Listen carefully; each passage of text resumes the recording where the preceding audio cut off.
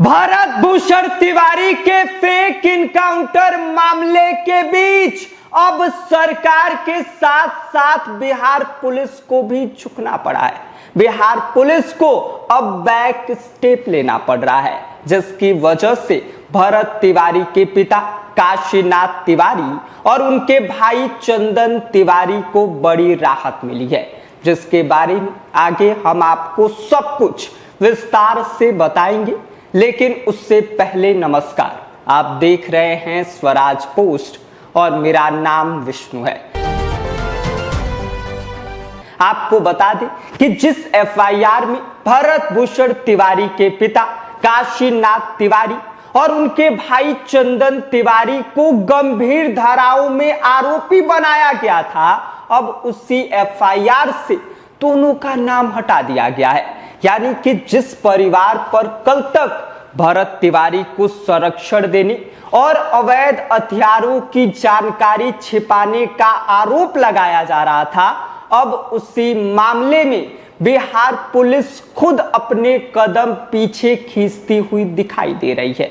जिसके बाद सबसे बड़ा सवाल ये उठ रहा है कि अगर काशीनाथ तिवारी और चंदन तिवारी के खिलाफ पुख्ता सबूत थे तो फिर उनका नाम क्यों हटाया गया, और अगर सबूत नहीं थे तो इतनी गंभीर धाराओं में उनका नाम क्यों जोड़ा गया। दरअसल 17 जून 2026 की सुबह शाहपुर थाने के तत्कालीन थानाध्यक्ष राजेश मलाकार के बयान पर एक एफआईआर दर्ज किया गया, जिसमें लिखा यह गया कि पुलिस भरत भूषण तिवारी को गिरफ्तार करने उनके घर पर पहुंची हुई थी। उनके पास अवैध पिस्टल था, जिसके लिए विलौटी गांव में उनको जाना पड़ा। पुलिस के मुताबिक भरत भूषण तिवारी ने पुलिस को देखते ही कमरे में जाकर पिस्टल निकाली और फिर छत पर चढ़कर कई राउंड फायरिंग की। इसके बाद जवाबी कार्रवाई होती है, भरत भूषण तिवारी का इनकाउंटर किया जाता है। यही नहीं, एफआईआर में यह भी लिखा गया है कि जब पुलिस ने भरत तिवारी के पिता और भाई से हथियार के बारे में पूछा तो कोई संतोषजनक जवाब उनकी तरफ से नहीं दिया गया।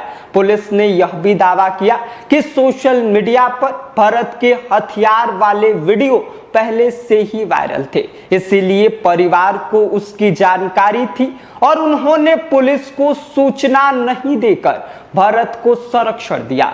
और इन्हीं दावों के आधार पर भरत के पिता और भाई के ऊपर भारतीय न्याय संहिता और आर्म्स एक्ट के तहत कई गंभीर धाराएं लगा दी गई। लेकिन अब पुलिस ने समीक्षा के बाद दोनों का नाम एफआईआर से हटा दिया है, यानी कि अब पूरी तरीके से कहानी पलट गई है। यही वजह है कि अगर इतनी जल्दी पुलिस ने अपना पूरा बयान बदल दिया, इनका नाम हटा दिया, और इसी की वजह से इनकाउंटर पर एक बार फिर से सवाल खड़े हो गए हैं। उधर उस मामले की न्यायिक जांच शुरू हो गई है। ऐसे में अब हर किसी की नजर इस बात पर टिकी हुई है कि जांच में क्या कुछ सच्चाई निकलकर सामने आती है। क्या इनकाउंटर वास्तव में पुलिस के दावों के मुताबिक हुआ था या फिर इसमें कुछ और ही कहानी छिपी हुई है। फिलहाल काशीनाथ तिवारी और चंदन तिवारी के लिए बड़ी राहत की खबर जरूर है, लेकिन बिहार पुलिस के लिए यह फैसला कई असहज सवाल छोड़ गया है, क्योंकि कानून ये कहता है कि किसी भी व्यक्ति को बिना पर्याप्त साक्ष्य के आरोपी नहीं बनाया जा सकता। ऐसे में अगर नाम हटाने की नौबत आई है तो शुरुआती कार्रवाई की निष्पक्षता पर सवाल उठना लाजमी है। अब देखना यह दिलचस्प होगा कि न्यायिक जांच की रिपोर्ट इस पूरे मामले की तस्वीर कितनी साफ कर पाती है। क्या यह मामला सुलझता है या फिर और ज्यादा उलझता हुआ दिखाई देने लगेगा, क्योंकि भरत भूषण तिवारी के इनकाउंटर को लेकर जांच शुरू हो गई है और कल रिटायर्ड जज भी भरत भूषण तिवारी के बिलौटी गांव पहुंचे हुए थे।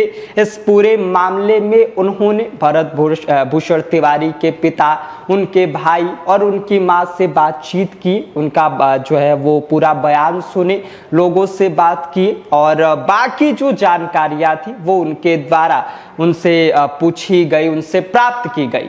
लेकिन अब खबर ये आ रही है कि साहब जो एफआईआर शाहपुर थाने के थानाध्यक्ष राजेश मलाकार के बयान पर भरत भूषण तिवारी के पिता और उनके भाई के खिलाफ दर्ज किया गया था, उसको अब पूरी तरीके से उस एफआईआर से दोनों लोगों का नाम हटा दिया गया है।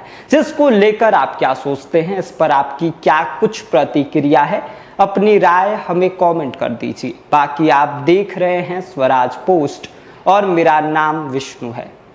गोल, जहां 28 वर्षों के सफर में 18,000 से भी अधिक छात्रों ने डॉक्टर एवं इंजीनियर बनकर सफलता की ऊंची उड़ान भरे है, जहां साधारण छात्र भी बिहार एवं झारखंड टॉपर बनकर बड़ा इतिहास बना रहे हैं। दूरदर्शी शिक्षाविद श्री विपिन सिंह के मार्गदर्शन में मेडिकल एवं इंजीनियरिंग के लाखों छात्रों के लिए आशा की किरण के रूप में गोल, द रिजल्ट फैक्ट्री